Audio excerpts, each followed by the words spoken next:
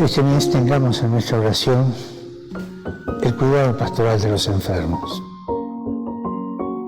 La unción de los enfermos no es un sacramento solo para aquellos que están a punto de morir. No, es importante tener esto claro. Cuando el sacerdote se acerca a una persona para darle la unción de los enfermos, no está necesariamente ayudándole a despedirse de la vida. Pensar así es renunciar a toda esperanza.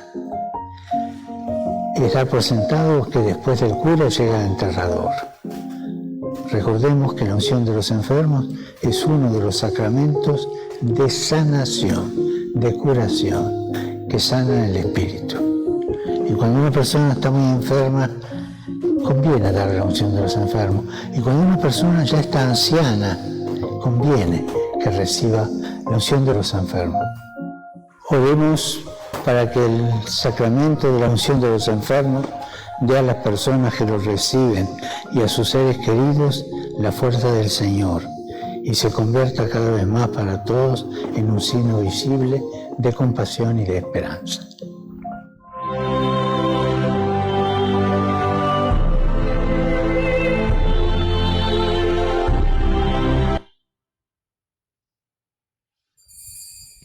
Please all stand for the morning offering.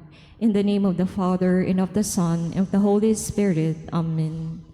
O Jesus, through the Immaculate Heart of Mary and the faithful heart of Joseph, I offer you my prayers, works, joys, and sufferings of this day, in union with the holy sacrifice of the Mass throughout the world.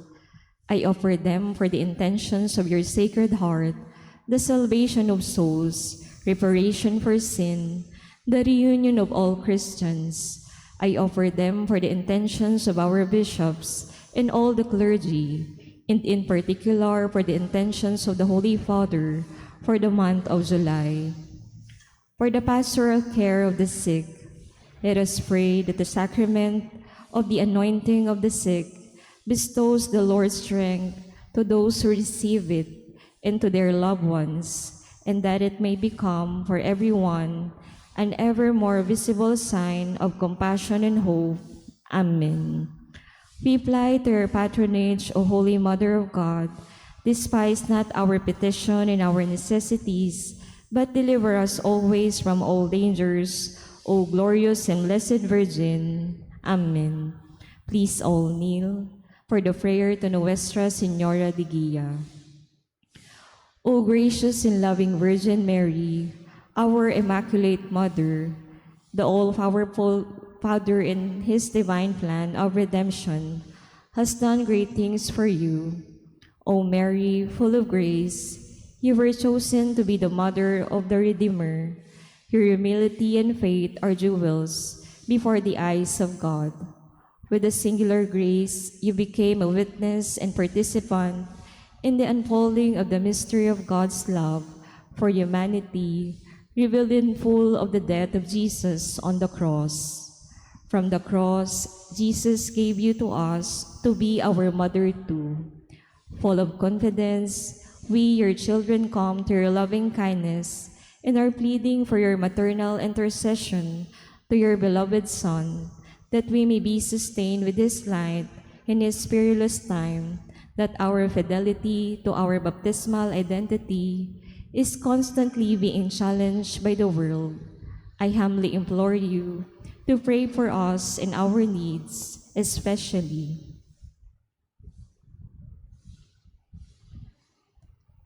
If this be for our salvation and for the greater glory of the ever-loving God, O sweet Mary, aid us always in our daily journey. Console us in our afflictions. You who are the first among the disciples of your Son, pray for the Church to remain steadfast in the faith. Guide us to your Son, our risen Lord, who is our way, truth, and the life.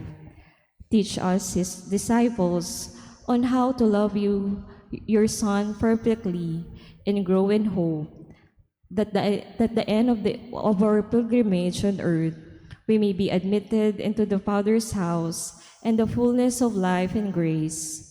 O Mary, Nuestra Madre e Virgen de Guía, pray for us now and at the hour of our death. Amen. In the name of the Father, and of the Son, and of the Holy Spirit. Amen. Good morning, dear brothers and sisters. Welcome to our Eucharistic celebration. Today is Saturday, votive Mass in honor of the Blessed Virgin Mary. Please all stand.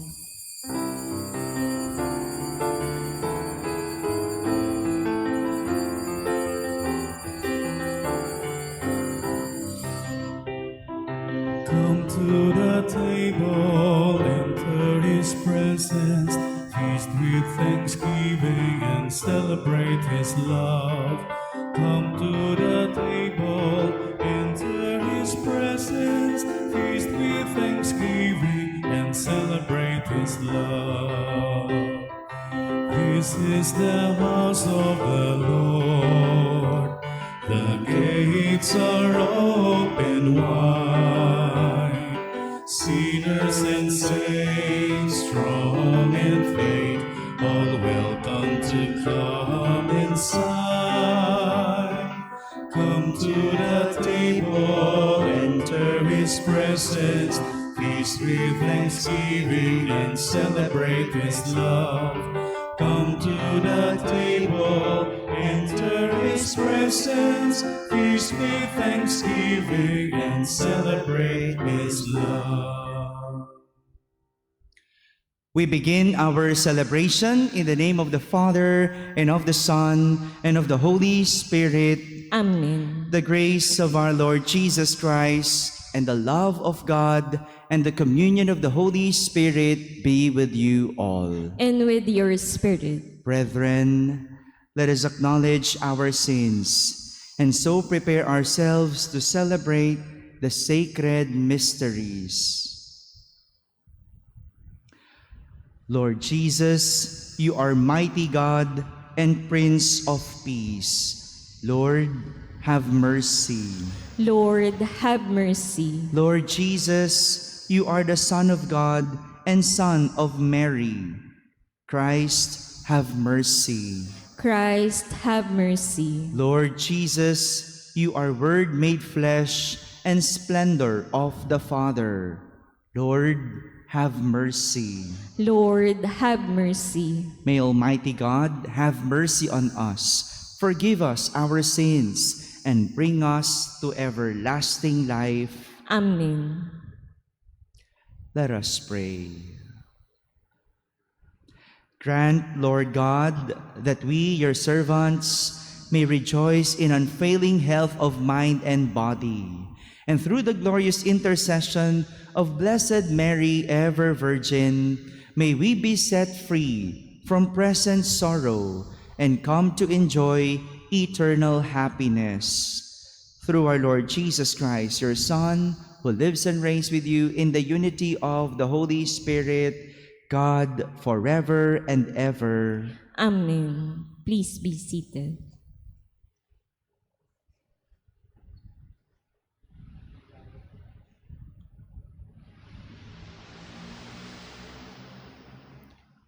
A reading from the book of the prophet Isaiah. In the year King Uzziah died, I saw the Lord seated on a high and lofty throne, with the train of his garment filling the temple. Seraphim were stationed above. Each of them had 6 wings. With 2 they veiled their faces, with 2 they veiled their feet, and with 2 they hovered aloft. They cried one to the other, Holy, holy, holy is the Lord of hosts. All the earth is filled with his glory. At the sound of that cry, the frame of the door shook, and the house was filled with smoke. Then I said, Woe is me, I am doomed, for I am a man of unclean lips, living among a people of unclean lips. Yet my eyes have seen the King, the Lord of hosts. Then one of the seraphim flew to me, holding an ember that he had taken with tongs from the altar.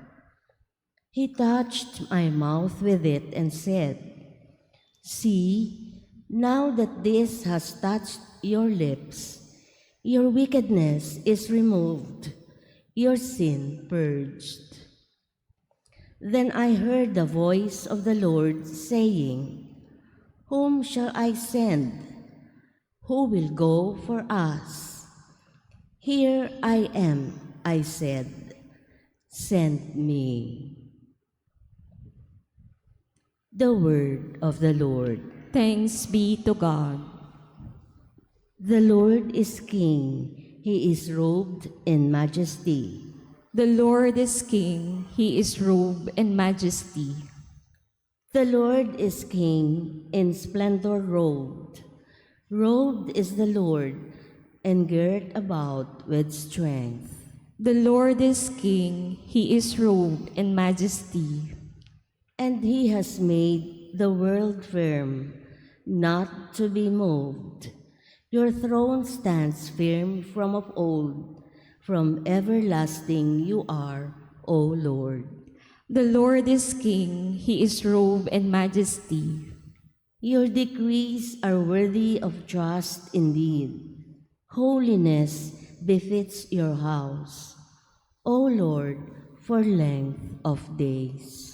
The Lord is King. He is robed in majesty.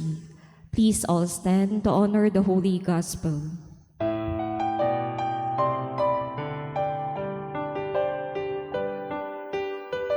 Alleluia, alleluia, alleluia. Alleluia, alleluia, alleluia. Alleluia, alleluia. If you are insulted for the name of Christ, blessed are you, for the Spirit of God rests upon you.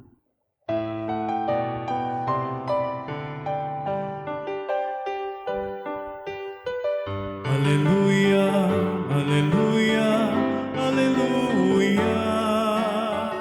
Alleluia, alleluia, alleluia.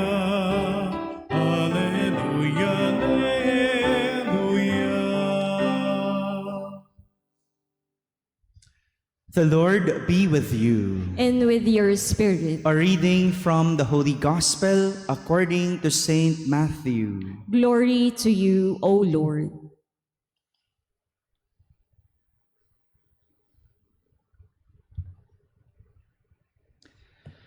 Jesus said to his apostles, "No disciple is above his teacher, no slave above his master. It is enough for the disciple that he become like his teacher, for the slave that he become like his master. If they have called the master of the house Beelzebul, how much more those of his household? Therefore, do not be afraid of them. Nothing is concealed that will not be revealed, nor secret that will not be known. What I say to you in the darkness, speak in the light. What you hear whispered, proclaim on the housetops. And do not be afraid of those who kill the body, but cannot kill the soul. Rather, be afraid of the one who can destroy both soul and body in Gehenna. Are not 2 sparrows sold for a small coin? Yet not one of them falls to the ground without your Father's knowledge. Even all the hairs of your head are counted. So do not be afraid. You are worth more than many sparrows. Everyone who acknowledges me before others, I will acknowledge before my heavenly Father. But whoever denies me before others, I will deny before my heavenly Father. My friends, the Gospel of the Lord. Praise to you, Lord Jesus Christ. Good morning, my dear brothers and sisters. This week's Gospels focus on the Apostles' mission. 5 days po akong nawala. No? So, for this time, or allow me this time to summarize the Gospels from Monday until today. Don't worry, I'll make this very, very quick. So, wala namang diniscuss buong linggo, kundi kung ano ang magiging misyon ng mga alagad ni Jesus. Last Monday, Jesus started the week by healing the woman suffering hemorrhages for 12 years. You still remember? Together with whom? With the raising of the daughter of the official from the dead. Yeah, magkasama lagi yan, no? Yung babaeng dinudugo at yung namatay na anak ng opisyales. That was last Monday. Jesus healed the woman and raised the daughter of the official. Come Tuesday, Jesus drove out the demons from the mute man and taught in the synagogue. Nagpalaya sa mga demonyo at nangaral sa sinagoga about the kingdom of God, because Jesus was moved with pity for them and thought that they were like sheep without shepherds. That was last Tuesday. Monday, Tuesday, si Jesus ang nagtrabaho. Si Jesus ang nagpagaling. Si Jesus ang bumuhay ng patay, nangaral, nagpalayas ng mga demonyo. After showing examples about the mission of Jesus, last Wednesday, Jesus called his 12 apostles and sent them on a similar mission. This is what Jesus meant by saying, the laborers or the harvest is abundant, but the laborers are few. Tinawag niya ang kanyang mga alagad sapagkat maraming aanihin, ngunit kakaunti ang mag-aani. Parang sinasabing maraming dapat gawin, ngunit kakaunti ang manggagawa. Kaya tinawag niya ang kanyang mga alagad para makatulong sa kanyang misyon. He gave them authority over unclean spirits to drive them out and cure every disease and illness. That's what happened last Wednesday. Thursday, after giving the apostles the power and authority to perform their mission, Jesus reminded them and said, without cost, you have received. Without cost, you are to give. This is the way of Jesus to tell them that everything they have received was a blessing. So there is no reason for them not to perform the task given to them. No reason for them not to share the blessings with others that they have received. Kapag nakatanggap ka ng isang biyaya mula sa Diyos, hindi lang yan para sa iyo. Kaya wag mong itabi para para sa'yo. Natanggap mo ng walang bayad, ibahagi mo rin ng walang bayad.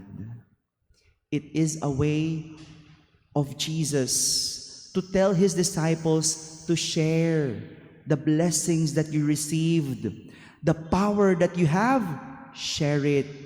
The authority that I gave you, give it to others. Be also a blessing. Yung talino, talento, galing mo, hindi lang para lang sa'yo. Ibahagi mo. Friday was also a reminder for the apostles not to worry about how they are to speak or what they are to say, for they will be given what they are to say. Jesus would just want to assure His disciples that they should not worry about anything because everything will be provided for them. Even the words that they will say, gawin mo lang, tuloy mo lang. Kung anong pinagagawa sa iyo ng Diyos, huwag mong alalahanin kung paano. Dahil ang Diyos ang magpupunan ng kakulangan. Today, Jesus is leaving another reminder to His apostles about what they are to expect on the mission by telling them, no disciple is greater than his master or teacher. No slave is above his master. It is simply saying that whatever the apostles will experience or encounter in their mission, they should not be discouraged because Jesus had experienced and encountered everything before they did. Sa lahat ng ito, pinapakita sa atin ni Jesus na ang bawat isa sa atin tinatawag sa isang misyon. You're a follower of Jesus not only to expect something from Jesus. Minsan, akala natin, tayo'y alagad, tayo'y tagasunod ni Jesus kapag tayo'y nagsisimba lang, kapag tayo'y nagdadasal lang, kapag tayo'y humihiling lang. That's the minimum to follow Jesus. But more than following Jesus, an apostle of Jesus is sent on a mission. You have a mission. Ikaw ay tagasunod ng Diyos, hindi dahil hihiling ka lang sa Diyos, titingin ka lang sa Diyos, mamamangha ka lang sa gagawin ng Diyos. But you have a mission. You are being called on a mission. And that mission is to proclaim the good news. To proclaim the good news. Kaya hindi lang simba ng simba. You have a mission. And your mission is to proclaim how God is good. Pwedeng sa pagiging ina o pagiging ama, ipakilala ang mabuting balita sa pamilya. Sa pagiging empleyado, sa trabaho, opisina, ipahayag ang aral ng mabuting balita. O pagiging estudyante o simpleng Kristiyano, ang hamon at misyon natin, ipangaral ang aral ni Jesus. Hindi magiging madali ang lahat. Kaya inuunahan na tayo ni Jesus ng paalala, huwag tayong matakot. Lahat ng pagdadaanan natin, pinagdaanan niya. Lahat ng mararanasan natin, naranasan na niya. Kaya ang paalala sa atin ni Jesus, walang alagad na higit sa kanyang pinuno. No slave is above His Master. Kung si Jesus naranasan ang lahat, mararanasan din natin ang lahat. Ngunit, huwag matakot. Dahil si Jesus ang magpupuno ng lahat ng kakulangan. Amen.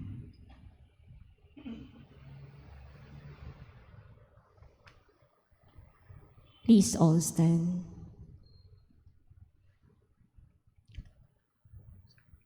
As He Himself was maligned, Jesus told His disciples that they too would suffer persecution. But He told them that they should not be afraid because God was with them. Let us pray with confidence, for if God is with us, nothing can be against us. We pray and say, Lord, let nothing separate us from you. Lord, let nothing separate us from you. Like Saint Paul, may we live with the conviction that nothing will be able to separate us from the love of God in Christ, not any power and not even death. We pray. Lord, let nothing separate us from you. May the blood of martyrs and the offering of those who gave their lives by serving at the time of pandemic be like rain that waters the seed of Christianity. We pray. Lord, let nothing separate us from you. May persecutors and murderers realize that they can only kill the body, but not the spirit of the just ones. And if they do not repent, their souls would suffer in the fire of Gehenna. We pray. Lord, let nothing separate us from you. May we realize that each of us is precious in the eyes of God, who will deliver us from all evil and preserve our souls from everlasting death. We pray. Lord, let nothing separate us from you. May we realize that nothing can replace the good of our soul, and the greatest tragedy is to lose it in exchange for earthly life or anything the world offers. We pray. Lord, let nothing separate us from you. Let us pray for the urgent concerns of our community, those who seek intercession of Virgen de Guia, and our personal intentions. We pray. Lord, let nothing separate us from you. Almighty Father, there is no salvation in someone else other than in Jesus, your Son. Let us acknowledge Him by our word, deed, and our very life, so that we will acknowledge us before you, our God, forever and ever. Amen. Please be seated.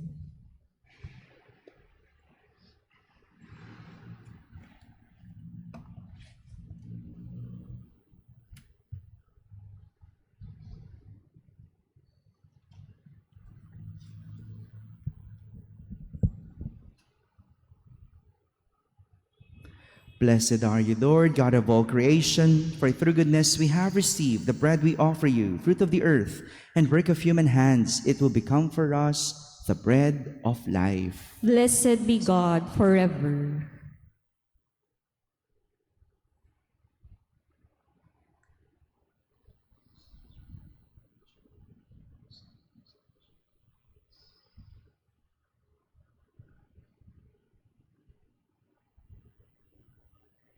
Blessed are you, Lord, God of all creation, for through goodness we have received the wine we offer you, fruit of the vine and work of human hands. It will become our spiritual drink. Blessed be God forever.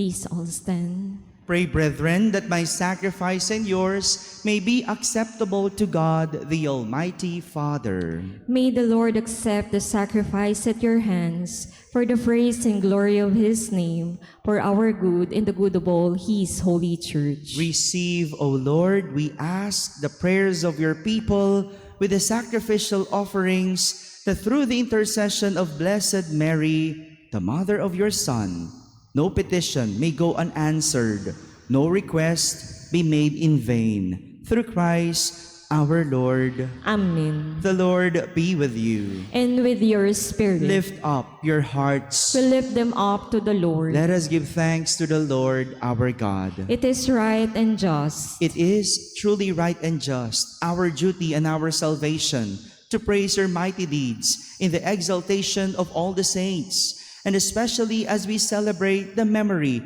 of the Blessed Virgin Mary, to proclaim your kindness as we echo her thankful hymn of praise. For truly, even to earth's ends, you have done great things and extended your abundant mercy from age to age. When you looked on the lowliness of your handmaid, you gave us through her the author of our salvation, your Son, Jesus Christ our Lord. Through him, the host of angels adores your majesty and rejoices in your presence forever. May our voices, we pray, join with theirs in one chorus of exultant praise as we acclaim. Holy, holy, holy Lord God of hosts, heaven and earth are full of your glory. Hosanna in the highest. Blessed is he who comes in the name of the Lord. Hosanna in the highest. Please all kneel. You are indeed holy, O Lord, the fount of all holiness. Make holy, therefore, these gifts, we pray, by sending down your Spirit upon them like the dewfall, so that they may become for us the body and blood of our Lord Jesus Christ.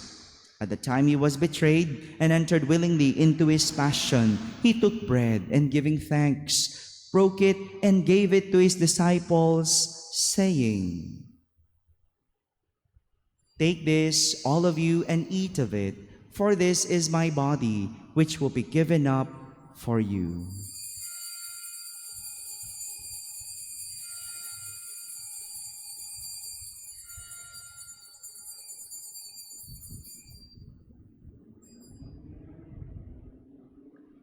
In a similar way, when supper was ended, he took the chalice, and once more giving thanks, he gave it to his disciples, saying, "Take this, all of you, and drink from it, for this is a chalice of my blood, the blood of a new and eternal covenant, which will be poured out for you and for many for the forgiveness of sins. Do this in memory of me."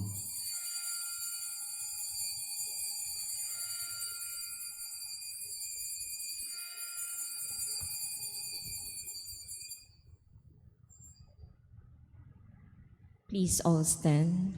The mystery of faith. We proclaim your death, O Lord, and profess your resurrection until you come again. Therefore, as we celebrate the memorial of his death and resurrection, we offer you, Lord, the bread of life and the chalice of salvation, giving thanks that you have held us worthy to be in your presence and minister to you.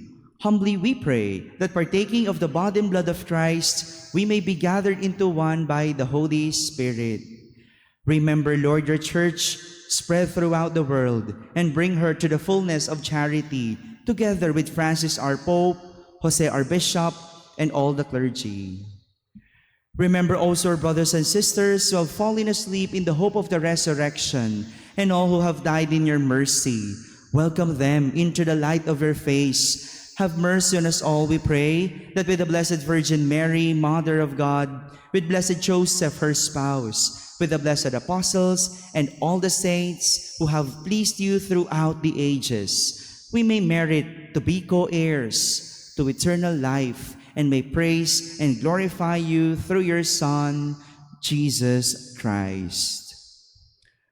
Through him, and with him, and in him, O God, Almighty Father, in the unity of the Holy Spirit, all glory and honor is yours forever and ever. Amen. Amen. Amen.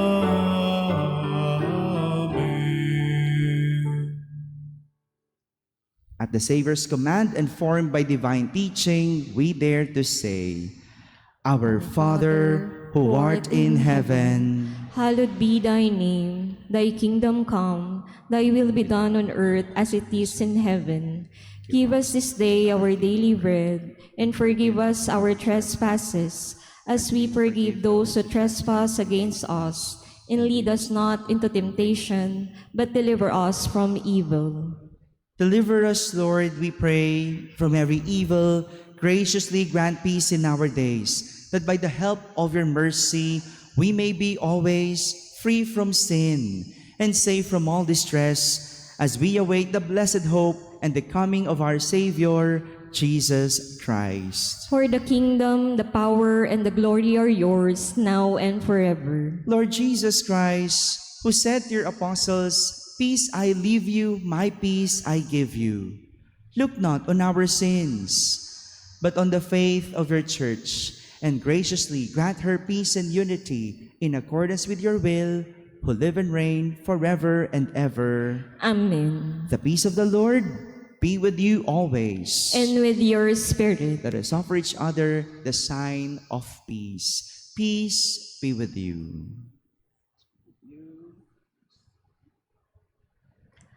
Lamb of God, you take away the sins of the world, have mercy on us. Lamb of God, you take away the sins of the world, have mercy on us. Lamb of God, you take away the sins of the world, grant us peace. Please kneel.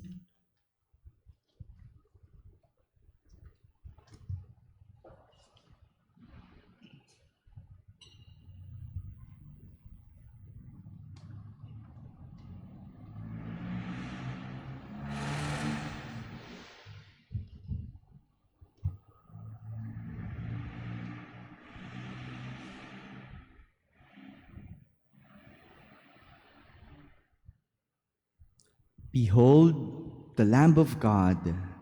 Behold him who takes away the sins of the world. Blessed are those called to the supper of the Lamb. Lord, I am not worthy that you should enter under my roof, but only say the word, and my soul shall be healed.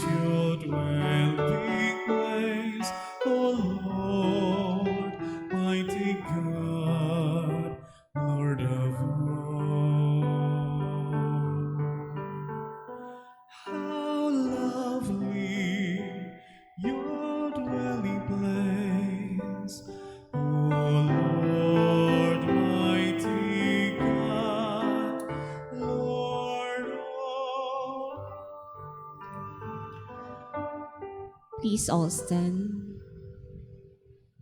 Let us pray.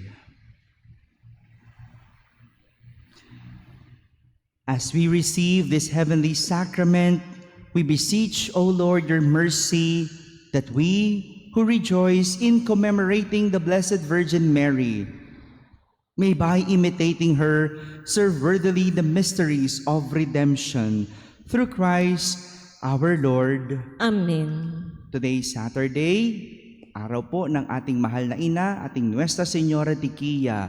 Iyuko pong inyong ulo para sa pagbabasbas. Ama naming mapagmahal, sanhi ng pag-ibig mong wagas, ibinigay mo sa amin si Jesucristo na iyong anak, ang sa amin ay na mag-akay sa landas, upang kami ay makupkup mong lahat. Hinihiling namin na igawad ang iyong pagbabasbas sa kanilang paglalakbay at paglalayag sa mundong ibabaw. Dalisayin mo ang kanilang mga pangarap at hangarin para sa isang matiwasay na buhay ayon sa iyong pamantayan. Bigyan mo sila ng nag-aalab na pag-ibig at pananalig na di matitinag upang ang puso at isip ay manatili sa iyong liwanag na bigay. Sila iyong ingatan at ipagsanggalang sa mga panganib na dumadaan, na sa bawat hakbang ang gabay mong handog na si Jesucristo ang sa kanila ay maging tanglaw na di mapaparam. Alang-alang sa mga panalangin ni Maria ang aming ina, ang Virhen de Guia, mataglay nila ang kinalulugdan mong kabanalan. San man dako sila mapadpad ay makilala bilang mga alagad ni Jesucristo. At kung matapos na ang kanilang paglalakbay dito sa lupang ibabaw, ay ipagkalob mo na kanilang sapitin bilang mga hinirang ang daungan diyan sa iyong piling mo sa kalangitan at may galak na mamamalas ang di magwawakas mong kagandahan. Hinihiling namin ito sa ngalan ni Jesucristo na aming Panginoon. Amen.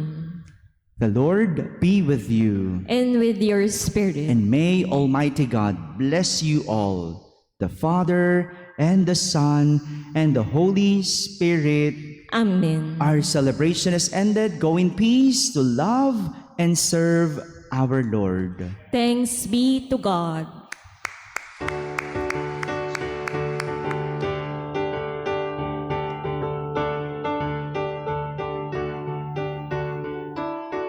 Awake from your slumber, arise from your sleep. A new day is dawning for all those who weep. The people in darkness have seen a great light.